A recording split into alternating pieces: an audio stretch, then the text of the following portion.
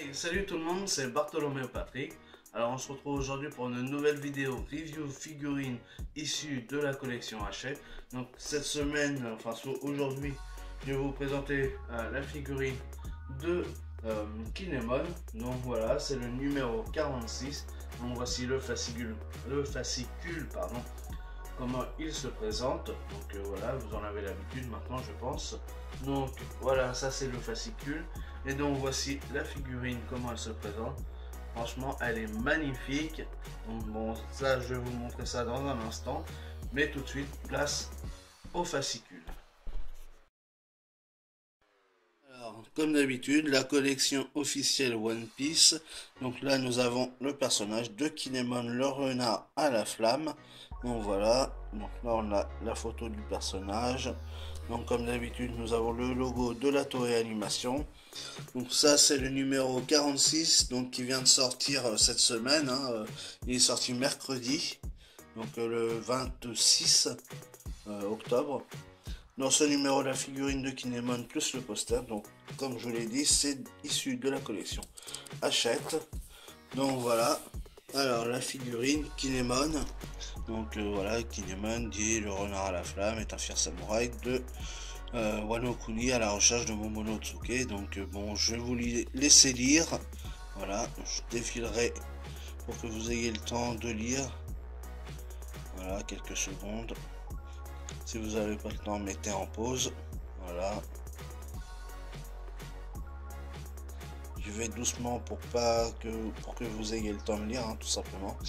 Voilà, les sandales Geta, c'est ce que je cherchais la dernière fois pour la figurine de Fujitora, parce que c'est les mêmes sandales, hein, mon fiche d'identité, donc Kinemon, fonction samouraï, âge inconnu. Donc là, on a encore un magnifique poster, franchement. Donc là, on a Trafalgar Law, Kinemon. Donc là, on a celle qui est avec Smoker, Tashigi, voilà, on a Tashigi. Donc ça, c'est la version Punk Hazard, hein. Et là, on a Zoro. Donc ça, c'est quand ils sont sur Punk Hazard. Bon, ça se voit pas forcément, mais c'est au moment de l'arc Punk Hazard qu'on a eu pour la première fois Kinemon qui est apparu. Donc voilà, le personnage, donc Kinemon. Donc je vous laisse lire comme d'habitude. Voilà. On va friser quelques secondes.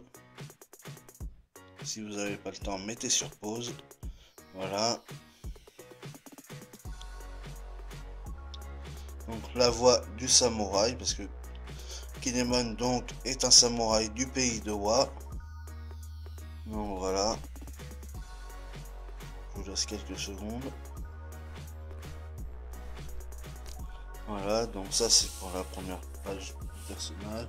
Donc là on a un aperçu de son pouvoir. Donc a priori il a mangé un fruit du démon sans qu'il le sache réellement. Grâce à une feuille ou un caillou qui place sur la tête de la personne choisie, il peut leur fournir des vêtements. Et donc du coup à Punk Hazard, quand ils étaient au moment donc de ce côté là où il y a la partie enneigée, bah du coup ils ont pu récupérer des vêtements. Voilà, donc en fait la pierre ou la feuille se transforme en vêtements. Et donc là en l'occurrence des vêtements chauds qui leur a permis de tenir sous la neige. Donc voilà, c'est expliqué là dans le pouvoir de Kinemon. Donc voilà, je vous laisse quelques secondes pour lire. Vous mettez sur pause si vous n'avez pas le temps de tout lire. Voilà. Et donc là on a un aperçu du pays de Wano. Donc Ryoma avec le Shushi, je sais pas comment on dit, Shusui. Voilà, c'est écrit là, hein, excusez-moi, je sais pas, non, de ce côté-là plutôt, c'est pas évident, mais voilà. Shusui.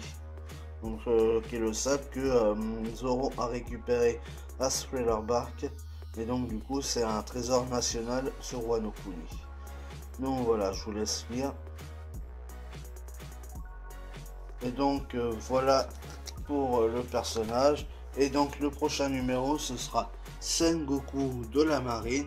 Donc ça sera le numéro 47. Et donc il sortira d'ici 15 jours. Et franchement la figurine a l'air magnifique aussi. Franchement de ce que je vois là. Alors j'espère que le rendu sera aussi beau que ce qu'il y a là, mais Franchement, le rendu là sur le papier a l'air magnifique. Donc figurine de 12 cm et demi environ, photo non contractuelle. Franchement, j'ai l'impression, et comme je vous l'ai dit sur plusieurs vidéos là ces derniers temps que j'ai déjà tourné, j'ai l'impression qu'Hachette a fait des gros efforts sur la réalisation des figurines. Parce que toutes les dernières sont vraiment de plus en plus mieux réussies en tout cas. Donc voilà, ça c'était pour le fascicule. Donc tout de suite, on se retrouve pour la figurine en elle-même. Allez, à tout de suite. Donc voilà la figurine de Kinemon, comment elle se présente. Alors franchement, le visage, il est super bien réalisé.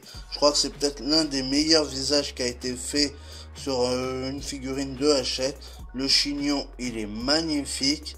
Franchement, ils ont réussi là où ils ont raté des figurines comme Nami ou Robin. Donc franchement, c'est génial. Il n'y a rien à dire sur cette figurine. Elle est super. Là, on a bien toutes les tendons, toutes les veines, toute la musculature au niveau des abdos. Franchement, sa veste, enfin sa tenue, elle est vraiment très belle. Donc bon, il manque un petit peu de profondeur là, mais c'est dommage. Mais bon, voilà, ça passe. Hein. Là, on voit qu'il y a quelques petites bavures quand même, mais c'est faible. C'est vraiment faible, c'est juste vraiment pour chipoter. Là, on voit un petit peu la jointure. Bon, c'est dommage, mais bon, ça passe quand même en vitrine, hein, ça se verra pas tellement. Donc voilà, franchement, le kimono, il est vraiment joli. Il est bien réalisé. Voilà, les sabres, ils sont magnifiques aussi. Enfin, là, les étuis. Le sabre devant, ben, il est bien fait, il tient bien droit. Franchement, d'habitude, ils sont toujours tordus, pliés. Donc là, il tient bien droit. C'est pour une fois qu'il est même bien réalisé aussi. Voilà, les mains, elles sont magnifiques aussi. Regardez-moi là la prise en main du katana. Franchement, il n'y a pas de bavure, il n'y a rien. Bon, un petit peu de bémol aussi en dessous et qu'ils n'ont pas été jusqu'au bout. C'est dommage. Donc voilà. Ça, c'est les petits défauts de Hachette, mais bon, c'est pas grave. Parce que vu que la figurine, elle sera comme ça, donc on verra pas forcément qu'il y a rien en dessous. Donc ça, c'est pas gênant en soi. Donc franchement, c'est du bon travail encore.